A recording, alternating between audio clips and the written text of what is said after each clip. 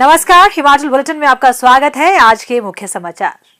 Heliport connectivity, electric vehicle charging station व day boarding स्कूलों की स्थापना के लिए लक्षित व समयबद्ध कार्य सुनिश्चित करने के मुख्यमंत्री ने दिए निर्देश। मुख्यमंत्री ने एफसीए मामलों की स्वीकृतियों के लिए प्रभावी प्रणाली विकसित करने पर दिया बल। नाबार्ड से इलेक्ट्रिक मोबिलिटी क्षेत्र में उदार वित्तीय सहायता का मुख्यमंत्री ने किया आग्रह।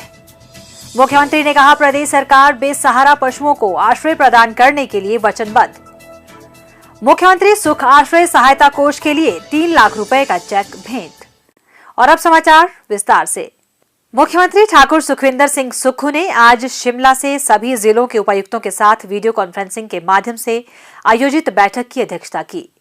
बैठक में राज्य सरकार के फ्लैगशिप कार्यक्रमों heliport connectivity, electric vehicle charging station तथा राजीव गांधी डे बोर्डिंग स्कूलों की स्थापना के लिए भूमि चयन सहित अन्य कार्यों की प्रगति की समीक्षा की गई। मुख्यमंत्री ने कहा कि प्रदेश सरकार हिमाचल को हरित राज्य के रूप में विकसित करने के लिए कई नवोन्मेषी कदम उठा रही है। इसके अंतर्गत राज्य में हेलीपोर्ट के निर्माण तथा विद्युत चालित वाहनों के उपयोग को प्राथमिकता प्रदान की जा रही है। इसके अतिरिक्त विद्यार्थियों को अत्याधुनिक एवं गुणवत्तापूर्ण शिक्षा उपलब्ध करवाने के दृष्टिगत Rajiv Gandhi day boarding school प्रत्येक विधानसभा क्षेत्र में स्थापित करने का निर्णय लिया गया है। मुख्यमंत्री ने सभी उपायुक्तों को इन फ्लैगशिप कार्यक्रमों के अंतर्गत आवश्यक भूमि की चयन प्रक्रिया में और तेजी लाने के निर्देश दिए। उन्होंने कहा कि प्रत्येक जिला मुख्यालय के समीप हेलीपोर्ट स्थापित करने के लिए उपयुक्त भूमि की तलाश कर जिला प्रशासन निर्धारित समय अवधि में इसके हस्तांतरण की सभी औपचारिकताएं पूर्ण कर लें। उन्होंने कहा कि एयरपोर्ट अथॉरिटी ऑफ इंडिया की ओर से इसके लिए कंसल्टेंट नियुक्त किया गया है और उनके द्वारा प्रदत्त मापदंडों का भी अनुपालन सुनिश्चित किया जाए।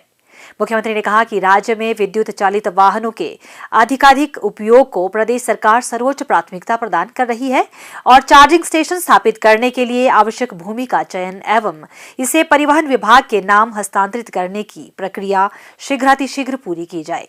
राज्य से गुजरने वाले 4 लेन मार्गों, राष्ट्रीय उच्च मार्गों और अन्य प्रमुख सड़कों के किनारे निर्धारित दूरी पर चार्जिंग स्टेशन स्थापित करने के लिए लक्षित प्रयास किए जाने चाहिए।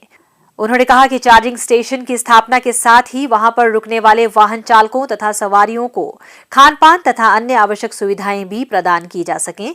इसके अनुरूप अधिक भूमि की आवश्यकता रहेगी और सभी उपायुक्त इन बिंदुओं को भी ध्यान में रखें।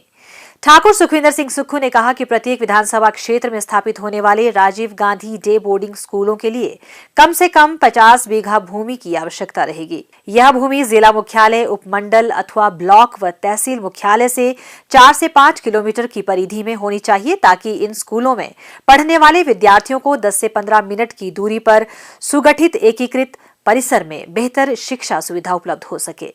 मुख्यमंत्री ने कहा कि यह तीनों फ्लैगशिप कार्यक्रम प्रदेश सरकार की सर्वोच्च प्राथमिकता में शुमार हैं और सभी उपायुक्त समयबद्ध इनके क्रियान्वयन के लिए लक्षित होकर कार्य करें। भूमि चयन से संबंधित मामलों के निस्तारण के लिए सभी उपायुक्त नोडल ऑफिसर के रूप में कार्य करेंगे और जिला स्तर पर ही सभी विभागों से समन्वय स्थापित करते हुए इन मामलों का निपटारा कर आगामी 10 फरवरी से पूर्व उन्हें अपनी रिपोर्ट प्रस्तुत करेंगे। वन भूमि इत्यादि से संबंधित आपत्तियों को निस्तारित करने के लिए तत्काल कदम उठाए जाने चाहिए। इसके लिए विकसित ऑनलाइन प्रक्रिया का अधिक से अधिक उपयोग सुनिश्चित किया जाए। मुख्यमंत्री ने आवश्यकता पड़ने पर इन परियोजनाओं के लिए निजी भूमि के हस्तांतरण के निर्देश देते हुए कहा कि प्रदेश की जनता को अधिक से अधिक सुविधाएं उपलब्ध करवाने के दृष्टिगत इन कार्यों का समयबद्ध पूर्ण होना सुनिश्चित किया जाए। उन्होंने कहा कि प्रदेश सरकार द्वारा विभिन्न परियोजनाओं के लिए प्रदत्त भूमि में से जो अनुपयोगी भूमि होगी उसका भी इन परियोजनाओं के लिए उपयोग किया जा सकता है और सभी उपायुक्त संबंधित परियोजनाओं से इस विषय में मामला उठाएं। उन्होंने कहा कि इलेक्ट्रिक वाहन चार्जिंग स्टेशन के आसपास वे साइड एमिनिटीज विकसित कर इसे पर्यटन की दृष्टि से भी विकसित किया जाना चाहिए।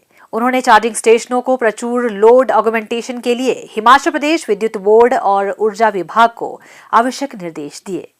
ठाकुर सुखविंदर सिंह सुक्खू ने शिमला में वन विभाग के वरिष्ठ अधिकारियों के साथ आयोजित बैठक की अध्यक्षता की। इस अवसर पर उन्होंने वन संरक्षण अधिनियम के तहत प्रदान की जाने वाली स्वीकृतियों के विलंब पर चिंता व्यक्त करते हुए कहा कि एफसीए मामलों में तेजी लाने के लिए एक प्रभावी प्रणाली विकसित करने पर विशेष बल दिया जाना चाहिए ताकि राज्य में विकासात्मक परियोजनाओं पर काम शीघ्र शुरू हो और वह निर्धारित समय अवधि में पूर्ण की जा सकें।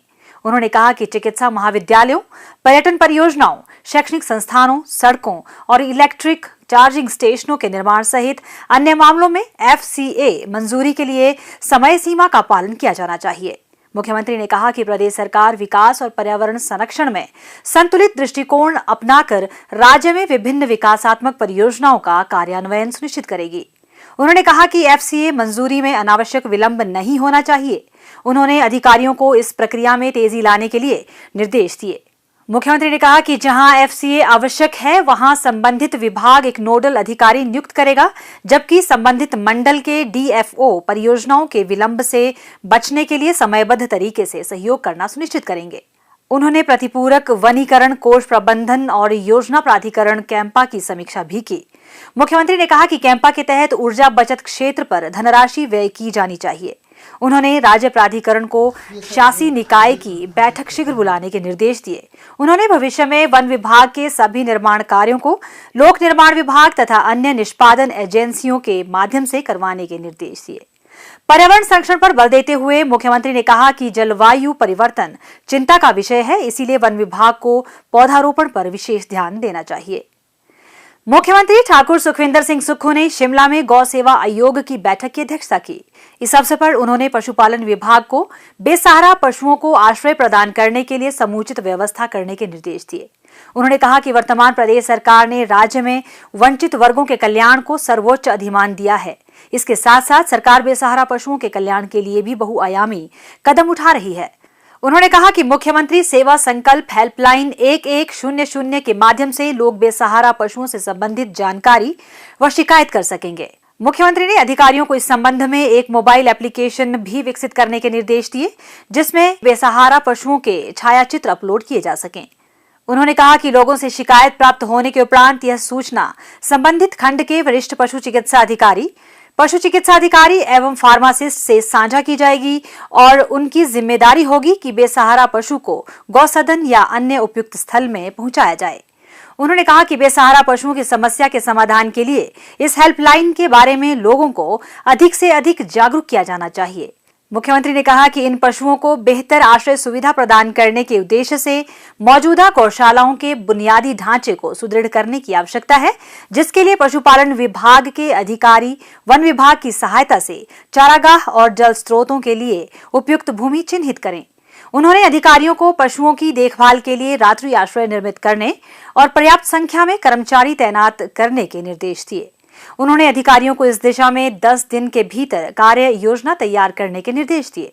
उन्होंने कहा कि प्रदेश सरकार किसानों की सुविधा के लिए बेसहारा पशुओं से उत्पन्न समस्या तथा इनके कारण होने वाली सड़क दुर्घटनाओं के निवारण के लिए पूर्ण गंभीरता के साथ कार्य कर रही है और इसके लिए धन की कमी को आड़े नहीं आने दिया जाएगा। मुख्यमंत्री ठाकुर सुखविंदर सिंह सुक्खू ने शिमला में नाबार्ड के वरिष्ठ अधिकारियों के साथ आयोजित बैठक की अध्यक्षता की। हिमाचल प्रदेश को वर्ष 2025 तक हरित ऊर्जा राज्य बनाने के दृष्टिगत मुख्यमंत्री ने नाबार्ड से इलेक्ट्रिक मोबिलिटी क्षेत्र में उदार वित्तीय सहायता प्रदान करने का आग्रह किया। उन्होंने कहा कि वर्तमान प्रदेश सरकार चरणबद्ध तरीके से डीजल वाहनों के स्थान पर विद्युत चालित वाहनों पर ध्यान केंद्रित कर रही है, जिससे कार्बन उत्सर्जन को कम करने की दिशा में सहायता मिलेगी। उन्होंने कहा कि इस संबंध में 1 सप्ताह के भीतर प्रदेश सरकार द्वारा कॉन्सेप्ट पेपर नाबार्ड को प्रस्तुत किया जाएगा और विस्तृत योजना रिपोर्ट भी तैयार की जाएगी। उन्होंने कहा कि इलेक्ट्रिक वाहनों का उपयोग करने से पर्यावरण संरक्षण को बल मिलेगा और हिमाचल प्रदेश हरित ऊर्जा राज्य बनने की दिशा में अग्रसर होगा, जिससे प्रदेश में पर्यटकों की आवाजाही में भी बढ़ोतरी होगी। पर्यटन प्रदेश की अर्थव्यवस्था का मुख्य स्रोत है, जिससे प्रदेश के हजारों परिवारों को रोजगार और स्वरोजगार उपलब्ध हो रहा है। ठाकुर सुखविंदर सिंह सुक्खू ने कहा कि नाबार्ड को विद्यालयों के भवन, व्यावसायिक अधोसंरचना, खाद्य प्रसंस्करण यूनिट, इलेक्ट्रिक वाहनों और सौर परियोजनाओं के निर्माण के लिए उदार वित्तीय सहायता प्रदान करनी चाहिए। उन्होंने किसानों की आय में वृद्धि और उन्हें आत्मनिर्भर बनाने की दिशा में बल देते हुए नाबार्ड से दुग्ध क्षेत्र के विकास के लिए भी वित्तीय सहायता प्रदान करने के लिए कहा। टैचेंट गेली सोल्यूशन प्राइवेट लिमिटेड बेंगलुरु के मुख्य कार्यकारी अधिकारी श्री जया सिम्हा रेड्डी और कंट्री हेड श्रीनिवास चराली ने मुख्यमंत्री सुख आश्रय सहायता कोष के लिए मुख्यमंत्री ठाकुर सुखविंदर सिंह सुक्खू को 3 लाख रुपए की राशि का चेक भेंट किया। मुख्यमंत्री ने इस पुनीत कार्य के लिए उनका आभार व्यक्त किया और समाज के प्रत्येक वर्ग से इस कोष के लिए उदारतापूर्वक योगदान देने का आग्रह किया। हिमाचल बुलेटिन देखने के लिए सब्सक्राइब करें YouTube channel information and public relations department HP, follow करें ट्विटर @DPRHP, लाइक करें Facebook page information and public relations department Himachal Pradesh, visit करें वेबसाइट www.himachalpr.gov.in। इस अंक में इतना ही। कल फिर होगी मुलाकात, दीजिए इजाजत, नमस्कार।